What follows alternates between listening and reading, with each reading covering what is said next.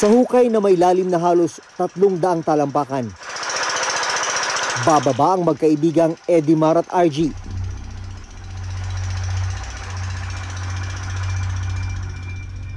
Ang pakay nila, makakuha ng mga batong may ginto.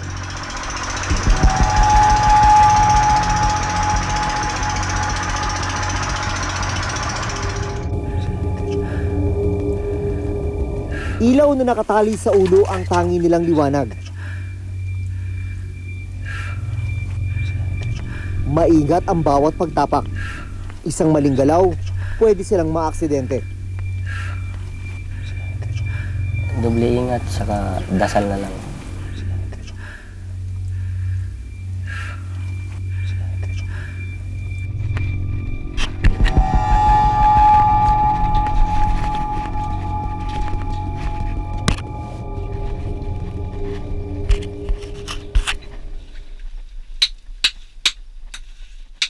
Sa loob ng mahigit 5 dekada, pagmimina na ang kabuhayan ng maraming residente sa kanilang lugar. Pero si Edimar, umaasang ito na ang huling buwan na papasok siya sa mapanganib na hukay. Plano niya ituloy ang kanyang pag-aaral.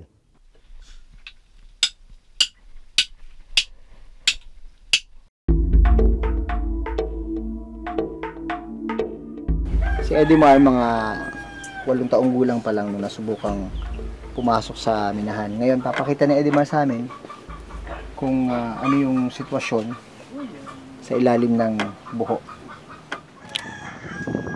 Susubukan naming babain ang hukay na pinagmiminahan ni na Edimar.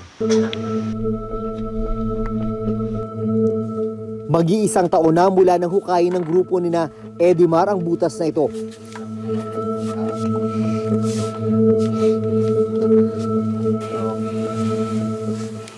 Sa sobrang tahimik sa loob ng hukay, rinig ang bawat buntong hininga.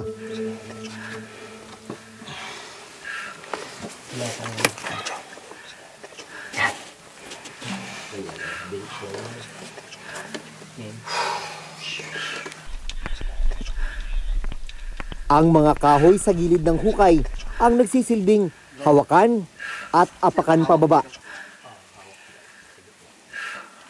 Minsan nga, madulas-dulas ka dyan sa baba eh. Sa sobrang hirap ng pagbaba mo, magkakasugatan yung kamay mo, bababagsakan ka ng mga bato, malalaking bato. Titiisin mo kaysa naman sa malaglag ka. Buwis buhay din, pero yan, kailangan din talaga eh. Kaysa naman sa mamatay lang sa gutom. Pagbaba pa lang, hirap na. Habang lumalalim, mas lumiliit ang butas na dinaraanan namin.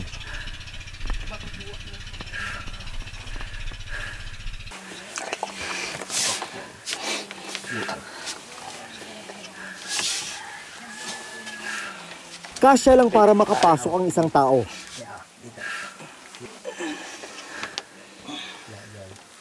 Last white ulit. Abutin mo to ng Paa? Dito ka bumaba na yung, bababa na yung kamay mo. Sa pagbaba pa lang, kaya mga first timer, mahirap na. Yung hangin, okay pa naman. Sana yung lupa, kaya medyo madulas na. Pag hindi ka talaga sanay, hindi mo alam kung ano yung susunod mo ahapakan eh. Ganyan. Okay yan. Huwag ka sa masyadong para makontrol na ganyan, baka dumulas ka bigla. Ganyan. Okay yan. Dito. Hawak ka dyan. Dito. Ito, sisimula na yung pagpasok sa unang tunnel. Medyo dito pa lang, huminipis na yung hangin. No? Oo nga, lalo pag hindi ka sanay. Pagkatapos babain ng butas, kailangan namang sumuot sa mas makipot na tunnel. Kaya nyo pa dito, pero doon madulas na doon. Dito nyo naman yung taas niya. Kasi maliit siya. Dito maluwag pa to. Pangalawa pa nga lang nga ito eh. Wala pa nga kayo sa 1/4 eh. Isang gulot pa lang. Yan ang sikit na dyan. Kasi ito biglang ganito yung parang sa akin. Ayun ang sikit dun oh. Ayun, oh. Sobrang delikado pero yun nga, palaging doble ingat. Pag nandito ka sa ilalim, ano ang iniisip mo para ipagpatuloy yung ginagawa mo sa kabila ng panganib? Yung makakuha ng maraming ginto tapos makauwi ng pera sa pamilya. Tapos yung yung sinasabing high grade na pero marami yung ginto. Tapos yung malaki yung kinilo yung kukuha ng ginto. 2 tubo ang nakalinya pababa ng tunnel. Sa isang tubo, dumadaloy pababa ang hangin mula sa compressor sa itaas. Ang isa namang tubo, hinihigop ang tubig mula sa ilalim ng minahan. Saan nagagaling ang tubig? Sa ilalim. Yung mga house na to, yun ang hinihigop na. Okay. Pero kaming mga makina doon. Ito yung Malamig naman pala rito, no? malamig dito. Kasi may butas pa. Yung unang pangalib, pag nandun ka na sa baba, may biglang sumunod o may dalang maso, kinatawag na yung bakal. Pag nalaglag yun sa'yo, pwede kang tamaan sa ulo. Pag yung usok, pag hindi ka sanay, mahilo ka, mahimatay ka dun sa loob. Pag yung hindi mo kaya yung resistensya mo, yung oxygen, parang hindi ka naman masyado makahinga. Lalo na kung yung butas niyo dun sa loob, walang tubig kasi yan lang kumukuha ng oxygen. Itong tunnel na ito, mga 1 taon na daw mula nung hukayin. Kabilang sa mga safety precaution na ginawa ng mga minero, yung paglalagay ng kahoy sa ibabaw. Yung iba naman makikita mo sa ibang portion, meron sa gilid. Protection yun, panlaban sa guho. Ito maliwanag dito sa ilalim dahil may ilaw yung aming camera. Pero kung aasa ka lang talaga dun sa ilaw na bitbit ng mga minero, ganito lang yung makikita.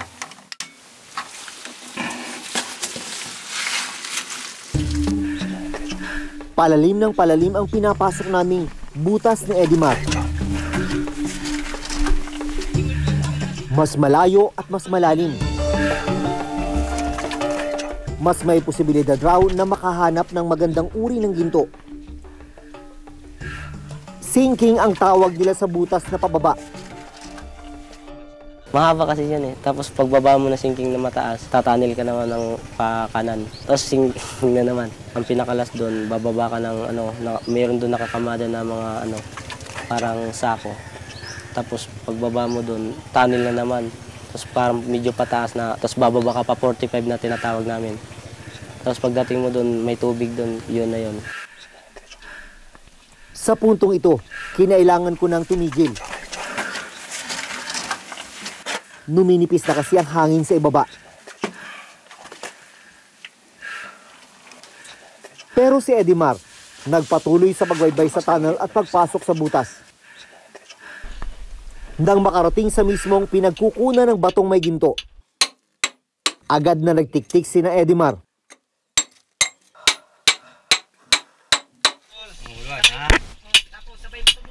Dito na niya nadatnan ng isa pang kasamahan na si RG, 20 taong gulang.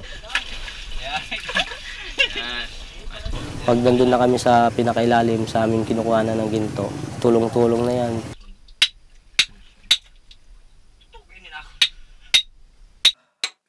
Natanong namin kung nag-aaral si Edimar.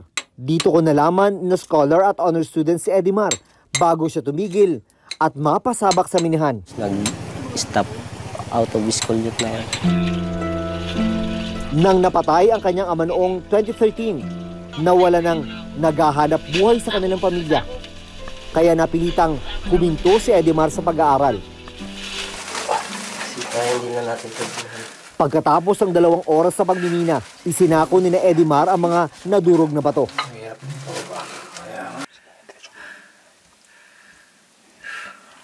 Pinangarap mo bang ito yung pasokin mong trabaho? Hindi naman po. Kaso nga lang po, yun nga. Walang ibang trabaho.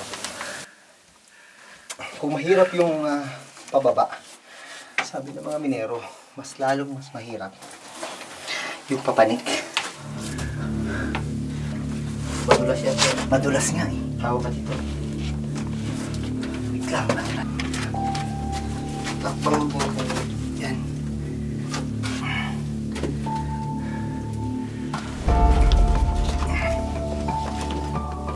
Tapos eventually dito. Yan. Pataas kasi yung sakay. Kumusta kuya? Sanay naman.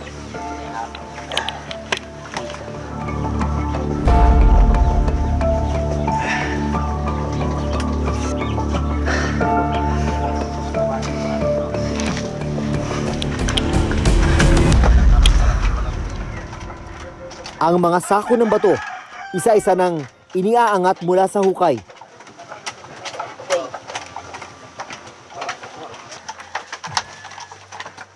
Sa itaas, nalaman naming kasama rin ni Edimar sa pagmimina ang nakatatandang kapatid na si Edison. 25 taong gulang. Ipinakita sa amin ni Edimar kung anong klaseng bato ang hinahanap nila. Ito yung tinikit namin sa baba na mga bato na mayroong mga kurit na puti. Na dito yung ano na mga ginto, dumidikit. Kasi meron din mga bato na walang ginto. Yung tinatawag naming siding, tinatapon na yun kasi wala naman yung laman ng ginto. Tapos yung merong parang 2 layers lang, parang dalawang guhit, yan ang sinusunod namin. Pag lumaki yan, tapos merong ginto, yan tinatawag naming high grade, mayaman sa ginto.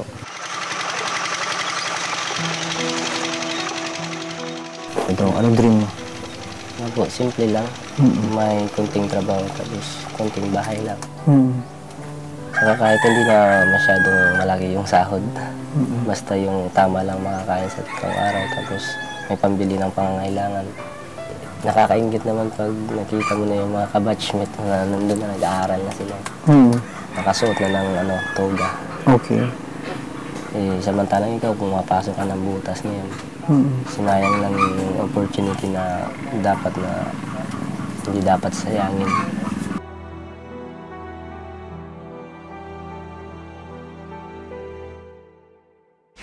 Tatlong lalaki ang nasawi matapos umanong makalanghap ng nakalalasong kemikal sa isang saradong minahan sa Aroroy, Masbate. Ang peligrong idinitalye ni Edimar, hindi natakasan ng 17 taong gulang na si Angelo. Namatay siya habang nasa loob ng minahan.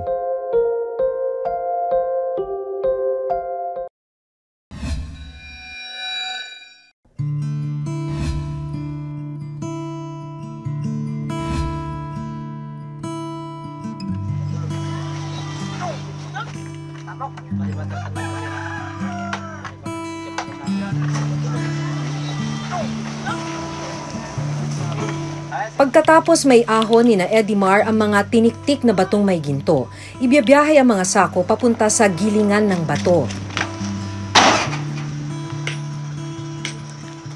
Ang iba, manong-manong dinudurog para mas pinuhin ang mga bato.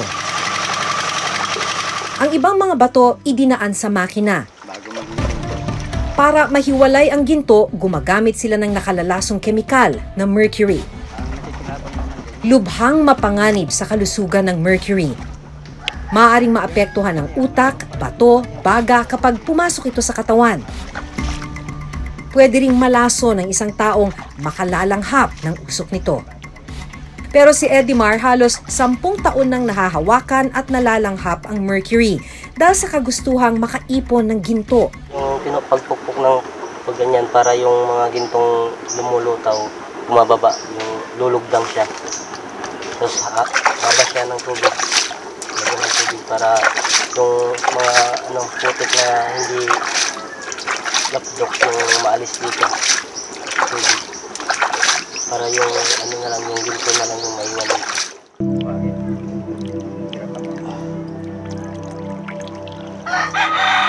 Yung naiiwan.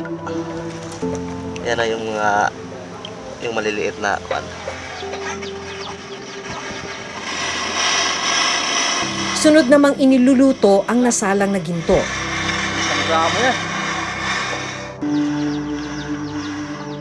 Yung ganitong kaliit ginto, umabot ito ng 1.4 grams.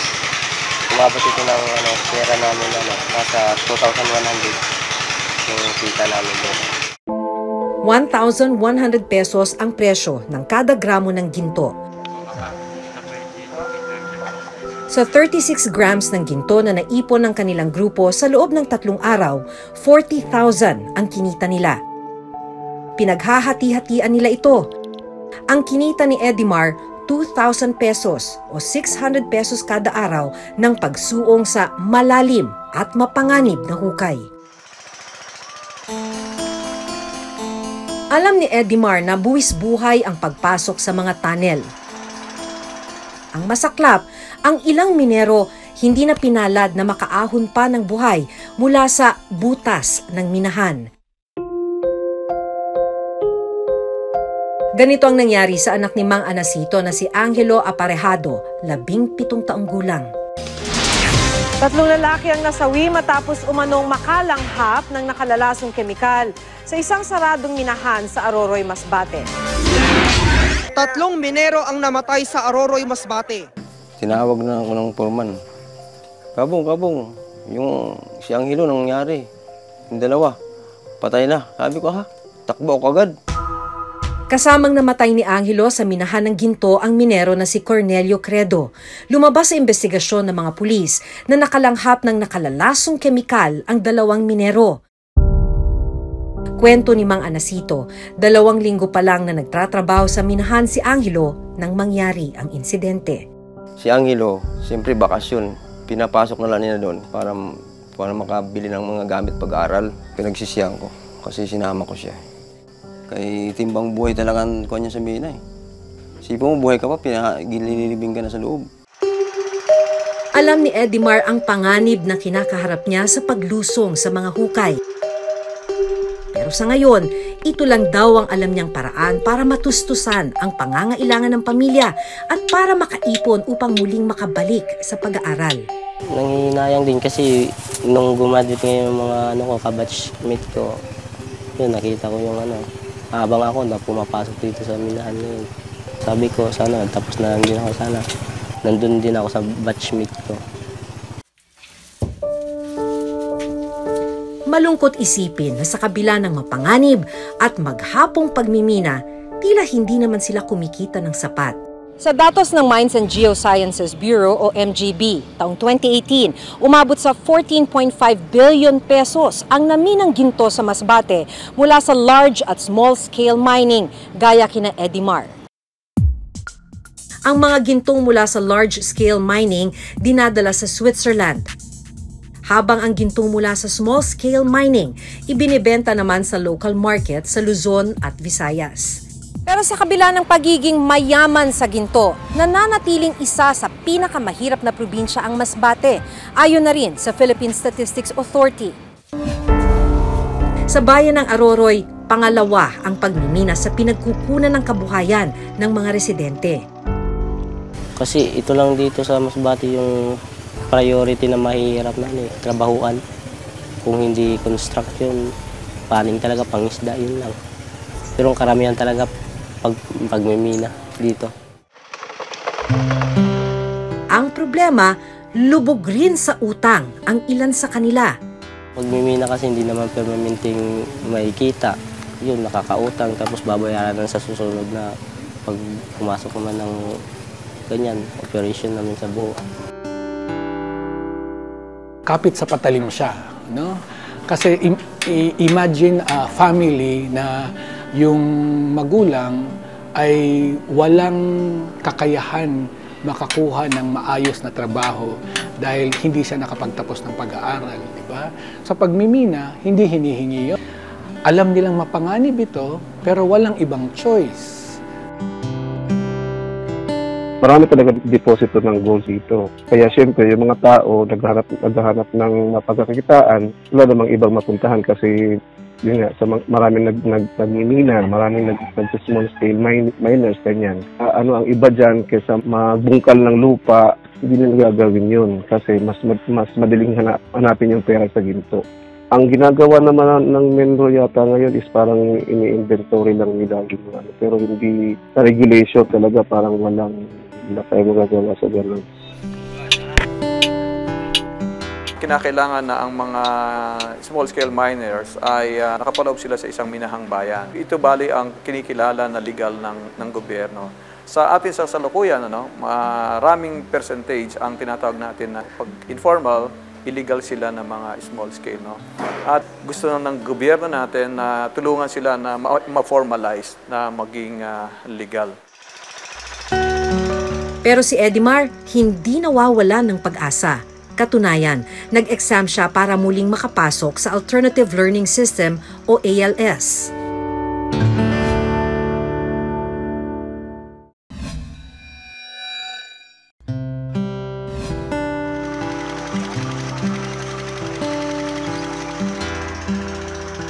Sa bawat pababa ni na Edimar sa butas, isang paa nila ang nasa hukay. Sa paglusong niya sa malalim na minahan, umaasa siyang darating ang panahon, tuluyan siyang makakaahon. Hindi naman siguro ganito na lang palagi. Maganda yung trabaho, hindi man ganong malaking sahod, basta hindi masyado ganito buwis-buhay ba sa pagmimina. Hanggang sa susunod na Huwebes, ako si Maki Pulido. Ako si Jun Veneracion at ito nakatala sa aming Reporter's Notebook. Notebook.